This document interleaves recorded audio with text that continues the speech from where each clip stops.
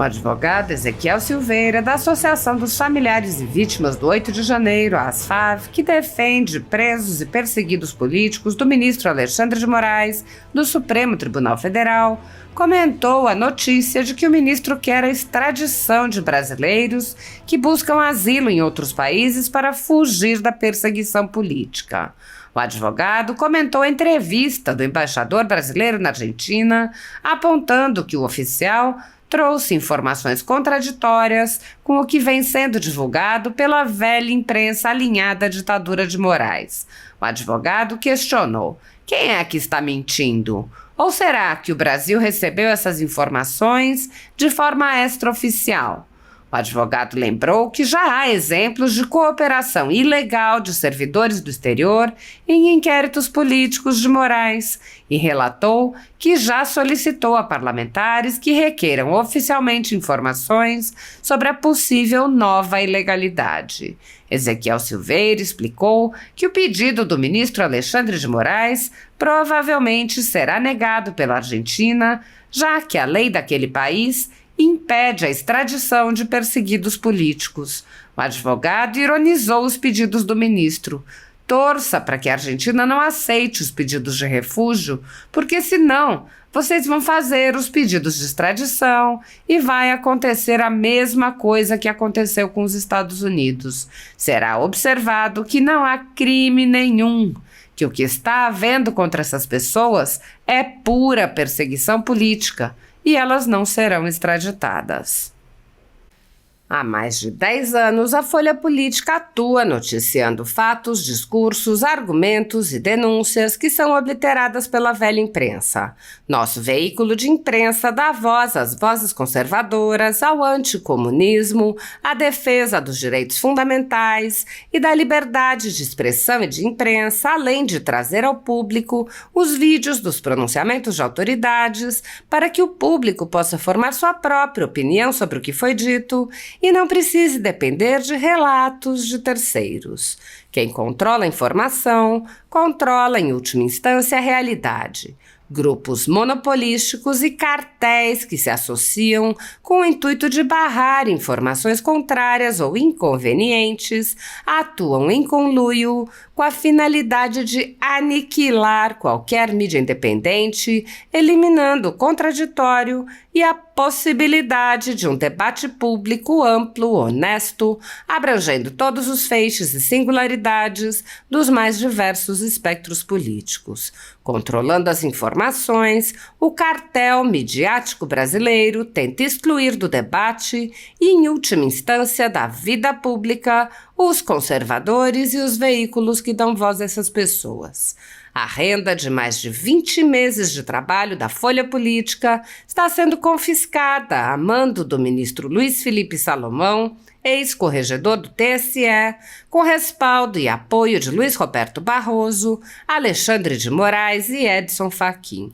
A decisão confisca de forma indiscriminada todas as receitas advindas do YouTube, indicando claramente que a intenção não é a de excluir conteúdos específicos, mas sim de calar o canal e eliminar o jornal. Anteriormente, a sede da Folha Política foi invadida e todos os equipamentos do jornal foram apreendidos a mando do ministro Alexandre de Moraes em inquérito que foi arquivado por falta de indícios de crime. Se você apoia o trabalho da Folha Política e pode ajudar, doe qualquer valor à empresa Raposo Fernandes por meio do Pix, cujo QR Code está visível na tela, ou por meio do código ajude@folhapolitica.org. Se preferir transferência ou depósito, a conta da empresa Raposo Fernandes está disponível na descrição deste vídeo e no comentário fixado no topo. Há mais de 10 anos, a Folha Política vem mostrando a realidade da política brasileira e quebrando barreiras do monopólio da informação. Com a sua ajuda, poderá se manter firme e continuar a exercer o seu trabalho. Pix ajude@folhapolitica.org. Assista. Pessoal, sabe aquele ditado que diz assim, quanto mais eu rezo, mais eu oro, mais assombração me aparece? Então, esse consórcio Supremo Tribunal Federal e governo Lula eles não deixam a gente morrer de tédio, né? Estava eu ontem lá no estádio Mané Garrincha assistindo o jogo da seleção brasileira. Começaram a chegar várias mensagens, ligações sobre esta notícia que havia acabado de ser publicada. Moraes determina a extradição de 63 brasileiros na Argentina investigados pelos atos golpistas. E aí eu gostaria de ler com vocês essa notícia. No corpo dela tem uma entrevista com o embaixador do Brasil na Argentina, o Dr. Júlio Bitelli, e a gente vai fazer uma análise disso aqui para vocês entenderem o que de fato está acontecendo. Então, o subtexto da matéria do Márcio Falcão diz que o ministro atendeu a um pedido da Polícia Federal. Decisão do ministro foi encaminhada para o Ministério da Justiça, a quem cabe levar a extradição adiante. Então, você vê que o subtítulo da matéria já contradiz o título. Se o Moraes determinou a extradição, então o Ministério da Justiça vai pedir a extradição? Como é que é isso? Então, de antemão, eu já vou tirar o primeiro elefante da sala e desmentir a primeira fake news. Primeiro, que a jurisdição do Alexandre de Moraes, embora ele ache que é universal, ela se restringe ao Brasil.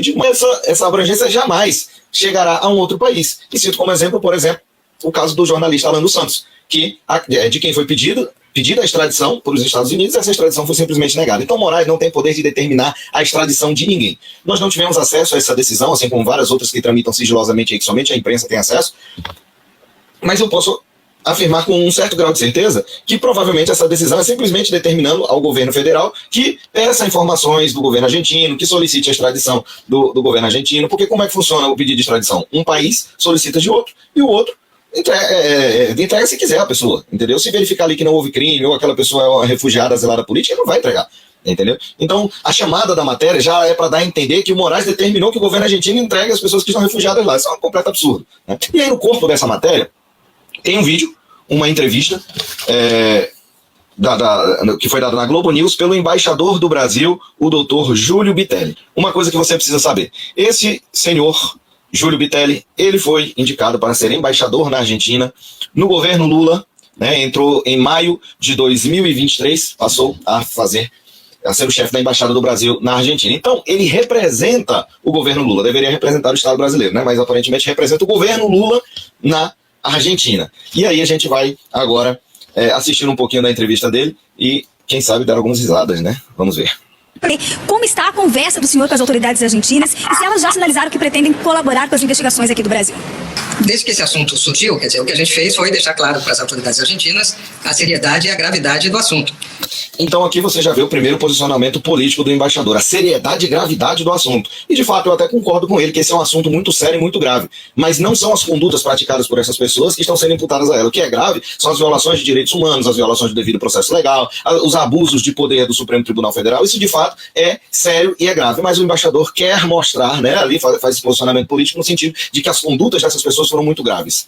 Que na verdade é mentira, porque a grande maioria dessas pessoas é inocente, não cometeu crime algum, e mesmo aquelas que cometeram algum crime de vandalismo, de depredação, as poucas que cometeram, certo? Jamais deveriam ser punidas com penas arbitrárias exorbitantes de 14 a 17 anos.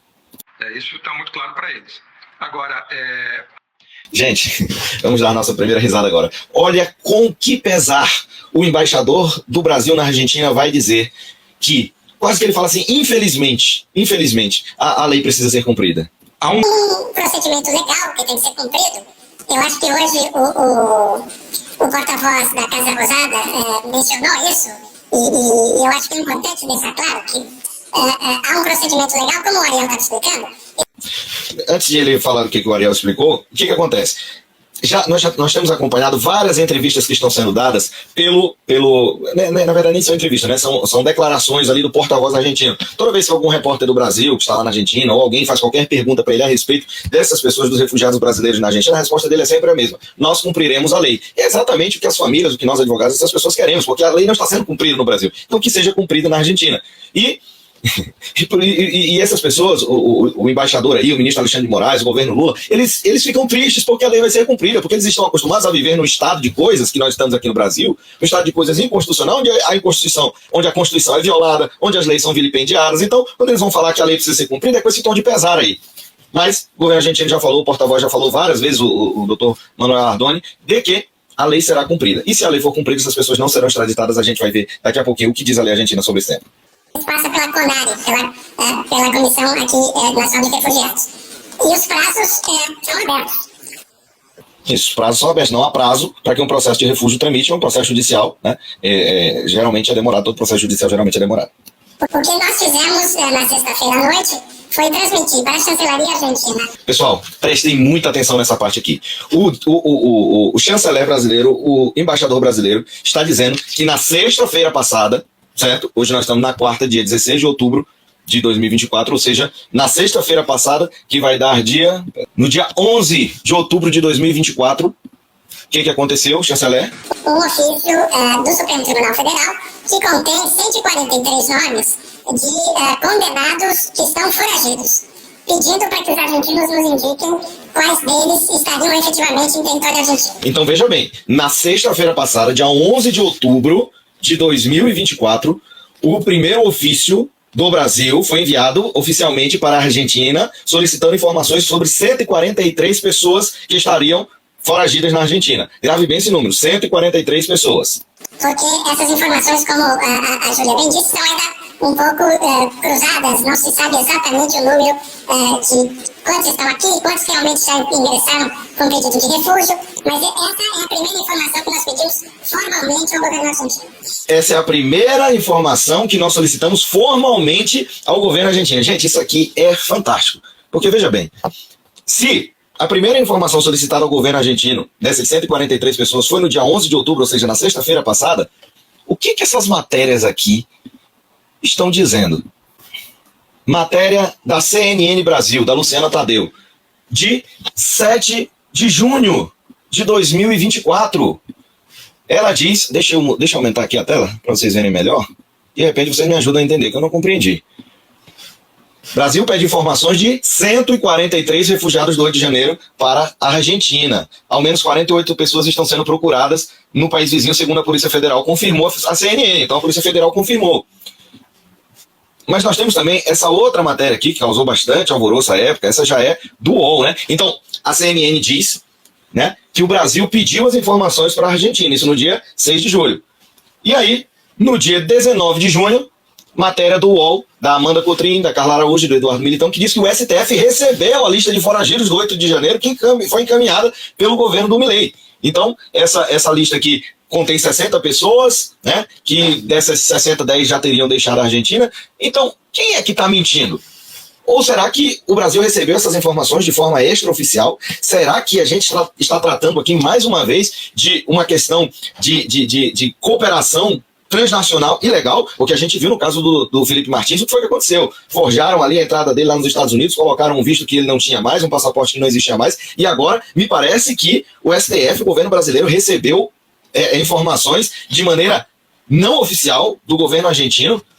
Ou alguém está mentindo. Ou o embaixador está mentindo ao dizer que a primeira comunicação do Brasil oficial com o governo argentino foi na sexta-feira passada, ou, né, os repórteres da CNN e do UOL estão mentindo ao dizer que o Brasil já havia recebido essa relação, já havia entrado em contato com o governo argentino e já havia recebido essa comunicação. Então, por conta disso, nós vamos oficiar, né, alguns parlamentares hoje para que façam esta indagação ao governo brasileiro. Qual é a verdade desses fatos? Será que não está havendo aí uma cooperação ilegal internacional do Brasil com algum agente, né, ou alguns agentes do governo argentino?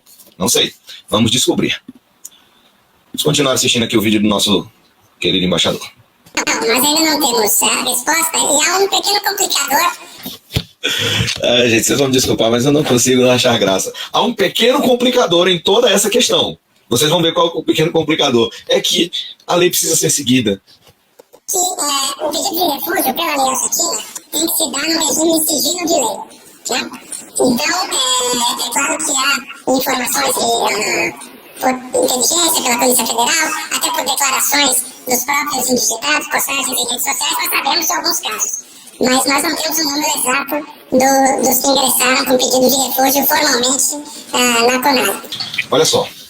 Isso aqui é muito importante. Você viu aí que eles não têm a informação de todas as pessoas que pediram refúgio, né, na CONARE, na Comissão Nacional dos Refugiados da Argentina. Entretanto, eles já identificaram algumas pessoas porque publicaram nas redes sociais que estão refugiadas, né, que estão lá na Argentina, que já fizeram pedido de asilo. Então essas pessoas já foram identificadas. E agora eles estão buscando saber das demais, aquelas que permaneceram de forma mais sigilosa, estando lá na Argentina.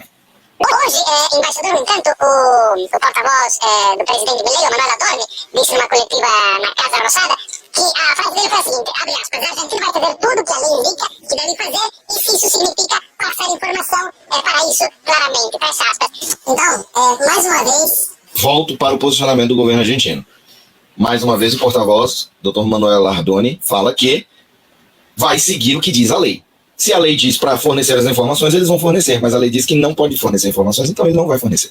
Então, vamos ver o que diz a lei argentina para a gente finalizar aqui sobre essa questão. Deixa eu carregar aqui para vocês a página do governo argentino. Tá aqui, ó, argentina.gov.ar, né? Página do Ministério da Justiça, assunto Justiça e Direitos Humanos, assunto sobre refugiados. E aí eles falam aqui quem são os refugiados. Deixa eu traduzir aqui e colocar em português, que é melhor para a gente poder estar lendo aqui com vocês. O que inclui a proteção do refugiado. Eu vou deixar o link dessa página aqui para quem quiser acessar. Com qual agência lida com os refugiados, que direito a pessoa tem enquanto durar o processo, se o refugiado pode ter identidade, o que acontece com a família do refugiado. Refugiado pode ser expulso do país, solicitar... Aqui. Este é o caso que nós estamos tratando.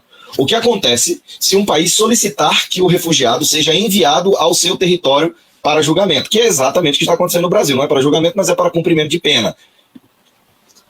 Isto acontece quando um país solicita a extradição do refugiado. Isso ainda não aconteceu, pelo menos pelas informações que nos foram passadas pelo embaixador. Então, qual que é o trâmite aqui? A embaixada brasileira solicita as informações, a Argentina não vai fornecer, e aí o Brasil vai dar um jeito de identificar essas pessoas, vai pedir a extradição delas para o Brasil, certo? Então, é esse o caso. Isso acontece quando o país solicita a extradição do refugiado. A apresentação do pedido para ser considerado refugiado suspende a execução da extradição até que o pedido seja aceito ou negado. Então, o que está dizendo aqui? Se tem alguém que já fez o pedido de refúgio, de asilo na Argentina, e o governo brasileiro solicita a extradição dessa pessoa, esse processo de extradição ele fica paralisado até que seja decidido o pedido de refúgio ou de asilo. Se o refúgio ou o asilo não for concedido, aí o processo de extradição volta a tramitar e aí vai se analisar se ele cumpre as formalidades legais para que essa pessoa seja extraditada, que é um processo legal que demora bastante tempo também. Caso o asilo ou o refúgio dessa pessoa seja aceito pelo governo argentino, essa pessoa não será extraditada. E aí o Brasil pode chorar, pode espernear, Alexandre de Moraes pode mandar ofício para o Ministério da Justiça, pode mandar ofício para o raio que o parta, a pessoa não será extraditada. Então, até onde nós sabemos, nenhuma das pessoas que pediu refúgio ou asilo na Argentina já tem o refúgio ou asilo definitivo, mas elas têm um asilo provisório que suspende, né? Pelo menos nesse primeiro momento já está suspenso. Se houver um processo de extradição, ele já vai estar automaticamente suspenso, porque é isso que diz a lei argentina. Se a Argentina aceitar, ou seja, se a pessoa for de fato refugiado ou asilado definitivo, termina qualquer procedimento de extradição e o refugiado não poderá ser enviado ao país que pede para julgar em seu território. Então, Brasil, torça para que a Argentina não aceite os pedidos de refúgio, porque senão vocês vão fazer os pedidos de extradição e vai acontecer a mesma coisa que aconteceu com os Estados Unidos. Será observado que não há crime nenhum, que o que está havendo contra essas pessoas é pura perseguição política e elas não serão extraditadas.